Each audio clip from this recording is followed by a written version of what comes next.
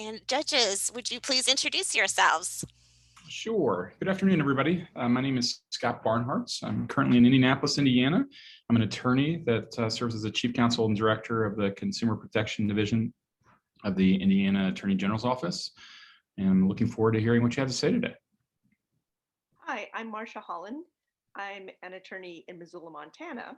I was a career public defender in Alaska. And then when I moved back to Montana, I now teach at the law school. So I just finished a semester of teaching on Zoom. So I'm looking forward to this Zoom competition and excited to hear from you. Hello, my name is Becca Steinhoff. I am in Casper, Wyoming. I am the Executive Director of the John P. L. Bogan Foundation, and very excited to hear from you today. Thanks for being here.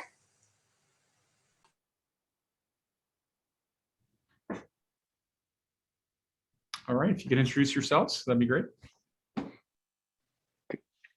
Good afternoon, judges. We are the Unit 6 representatives from Wauwatosa East High School, representing the Wisconsin wildcard team.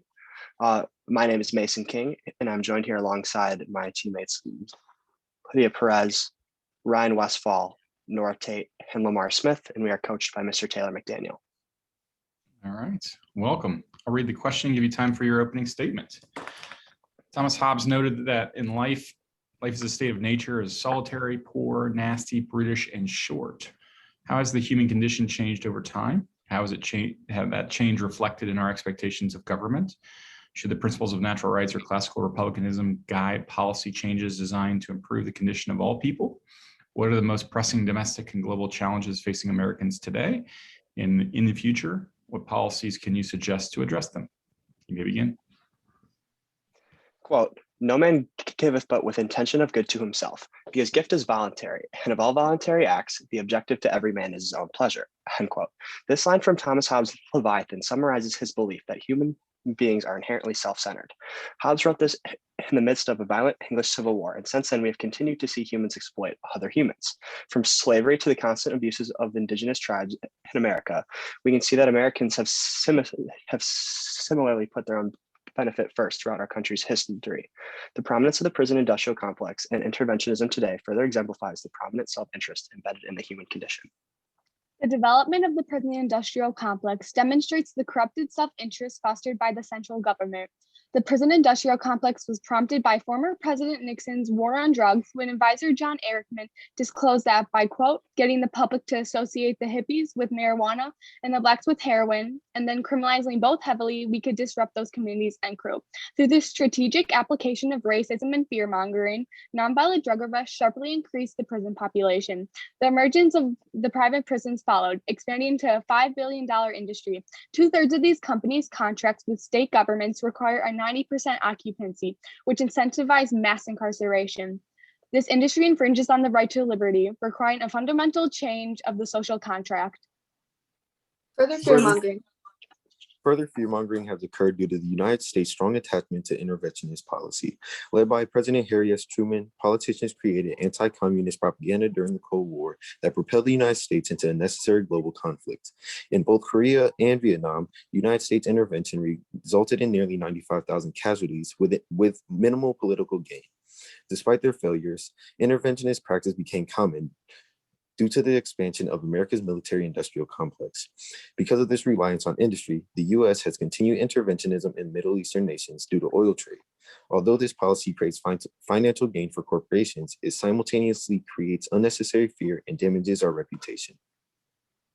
Both the prison industrial complex and interventionism prove the Hobbesian idea of human nature. Large corporations have continuously influenced the legislature through their power to lobby, and this has amplified the voices of the selfish. In order to move forward, Americans should apply Rousseau's idea of consent of the governed, coupled with Alexis de Tocqueville's theory of enlightened self-interest. Enlightened self-interest would achieve prioritizing the group's interests, the goal of classical republicanism, and applying Rousseau's idea would create a more effective social contract to protect our natural rights. This will allow citizens to advocate for their needs from the government while recognizing how those needs must fit into those of a globalized community. If we want to instill these philosophies in America, we must follow Portugal in the global decriminalization movement. Portugal has recently reached all-time lows in heroin use, standing at only 25% of their peak usage. If Portuguese decriminalization policy was adopted, we could start treating drug addictions as a health issue, which would create a more healthy and productive society. Marginalized communities would become less susceptible to mass incarceration, allowing for the progression of the human condition in these communities. We must also be guided by Rousseau's ideology that policy should be derived from the consent of the governed. The insurance of this philosophy could result from an overruling of Citizens United v. FEC. In 2020 alone, $107.3 million was spent on defense and prison lobbying. By limiting corporations' ability to use money as speech, private prisons and military contracts will be less prevalent due to politicians lacking private interest. Ultimately, the human condition has not changed, as the wealthy continue to undermine marginalized communities domestically and internationally, further proving the selfishness in the human condition. In order to move forward, Americans expect the federal government to take the next step by limiting the magnitude of corporate lobbying. When all American voices can be heard equally and enlightened self-interest is instituted, the condition for all Americans will improve, rather than just the wealthy. This concludes our statement, and we are ready for your questions. Thanks. So just to follow up on what you were just talking about, the United States right now appears to be quite polarized in many communities. What would you suggest how would you suggest using technology to help make one side listen and hear to the other side? Or do you think it's virtually impossible and each individual watches or gets their news from a source that they like rather than from a more neutral source? In other words, how do we move from being so polarized to less polarized versus information?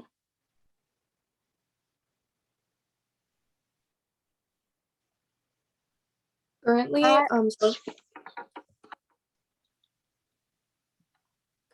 social media echo chambers are a very prevalent issue,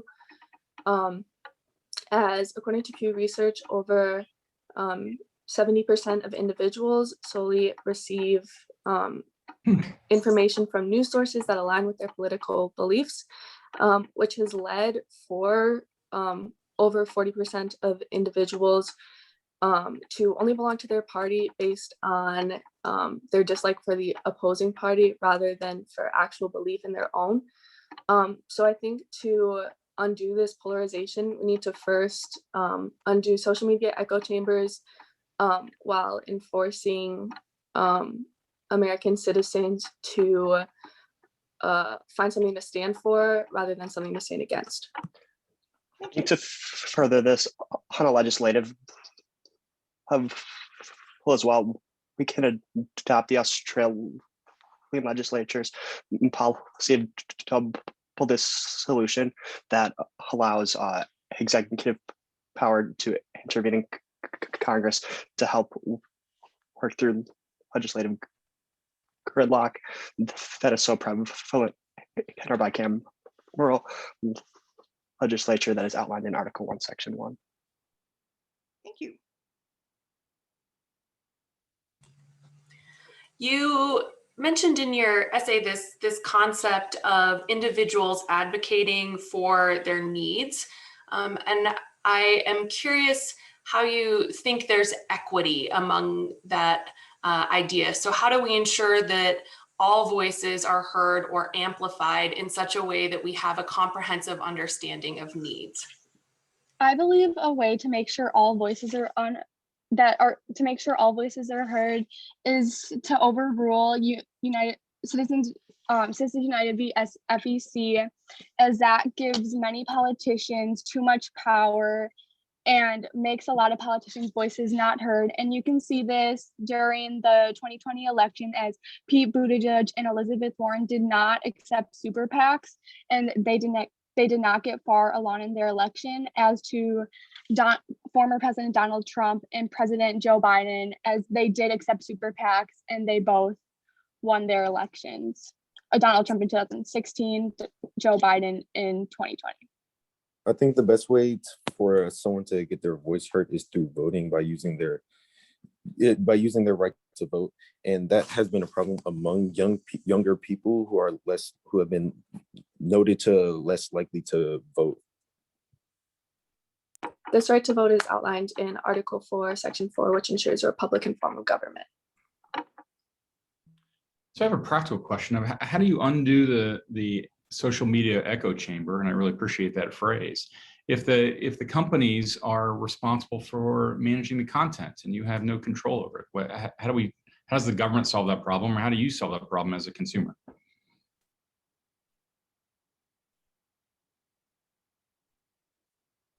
I feel like a fantastic way to do this is to use civic education towards teaching the students what sources are reliable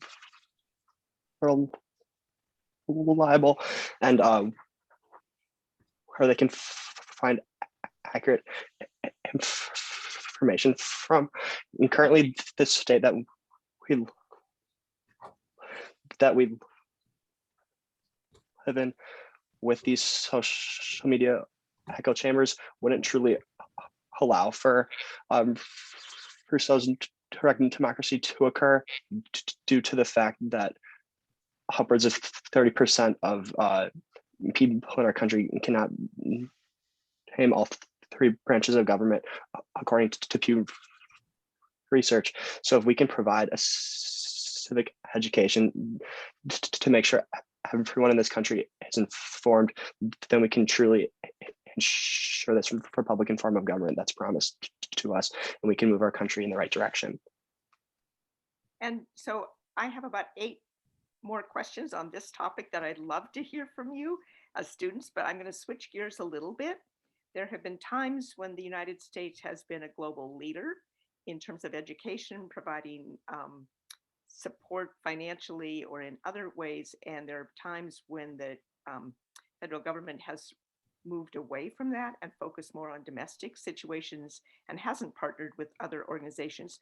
Do you have an idea as to which you would prefer the United States to be, which direction you'd like the United States to be going during your lifetime, moving forward? Any thoughts? I would say that the United States needs to focus primarily on domestic needs at the moment. Considering the current state of the pandemic, I think a lot of money needs to go towards stimulus checks or helping small businesses who are getting hurt by this pandemic. And I think once that is done and once we move down, we can work towards more diplomacy with other nations and creating trade agreements that will benefit all Americans. To further this point, I disagree with my colleague. I believe domestic needs are important, but because we have the biggest budget of the military in the US, which is over 720 billion, we have that so we can do many things at once. And I do think it is intervene in some cases or not be isolationist, as you can see this in Joe Biden as he rejoined the World Health Organization and also the Paris Climate Agreement this year. Thank you. I'm going to circle back to a comment you made about civics education. I really like this idea of advancing education, which is largely seen as a role for states. So what is the role or the balance of the federal government and the state governments providing for education or this idea of the human condition? I feel like if the federal government was able to create a federalist system with the states and to make sure that the schools within impoverished communities can receive the necessary funds to get these marginalized communities out of this cycle of poverty, I feel like this is the first step towards improving the human condition of our country as a whole, as this would allow humans to work towards finding their existential purpose in our country. Thank you. I disagree. Well, unfortunately, we have time's up. So sometimes you miss that card. So very well done, everybody. I congratulate you on a job well done. It is very clear to me that you all have thought about these topics and subjects very deeply. One of the things I look for as a judge is disagreement, because there aren't easy answers to these questions, and they're very hard questions. So I thought you all did a very nice job. I really appreciated your response to the echo chamber question. It's clear to me that you've given some thought to that as well. I thought it was very well done and very insightful. particularly from folks that are younger and have a different viewpoint than maybe older adults do. And I also appreciate your discussion of focusing on domestic needs rather than international needs. I think that's an important discussion that we need to have. So well done. Good job. I'm just going to look at my notes. I don't know who thought of taking this particular tact, but looking at administrations connecting up hippies with drug use, which then lended itself to more incarceration, which then lended itself to private prisons. I'm a criminal defense attorney, so I thought long and hard about all that. Really insightful, a whole level of understanding of some aspects of this question. So I really appreciated that. I will echo the echo chamber. That is a really good observation. And I also liked you brought up Australia. Sometimes we don't have to look inside the United States for possible solutions. And then, I agree with Scott, the idea that you disagreed with each other over should we look at globally or locally. That's a really good discussion to be having right now. And finally, federal money to education. That's, the last answer you gave was really important to me. I'm on a school board here in Montana, and Title I, Title IX, Indian Ed for All. There's a lot of funding that comes from the federal government that allows certain components of students challenged educationally to receive special funding. And so I really appreciate that you've thought about that in terms of your own education. Kudos to you guys for having that kind of level of insight. Great job. I would echo a lot of what has been said about your insights. We heard content from you that we haven't heard yet today, and it's always really fun to hear that different perspective and new light on these topics. I also really appreciated how you thought about marginalized communities or advancing equity through some of this work. I think it's easy to have this inherent sense of human condition for all, but the recognition that that isn't happening or that we need to work a little bit harder there, I thought also just added some depth to your thought process. So I think you did a nice job of balancing this dynamic between domestic and global challenges and being thoughtful, and again having conversation and some disagreement among yourselves, which we appreciate and like to hear as we consider the multiple facets of these challenging issues. So it's clear that you had prepared this morning. You took what informed your essay and really nested that into the responses to questions as well, and we love to see that. It shows that you have grounded yourselves in your perspective and done a lot of research. So thanks for the hard work that students put in and for the support of teachers and mentors and coaches. Well done. Thank you so much. Thank you. Thank you, guys. We appreciate it. Thank you very much, judges. Thank you, everyone.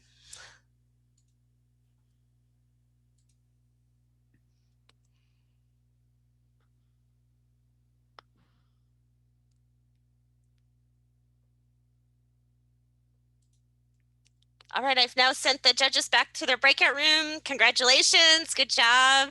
I don't know if your teacher wants to hop in and say anything, but thanks very much. Yeah, nice work, everyone. It was really well done. Love this agreement like we talked about at the beginning. So very well done. How do you all feel like it went? I felt like Felt pretty good.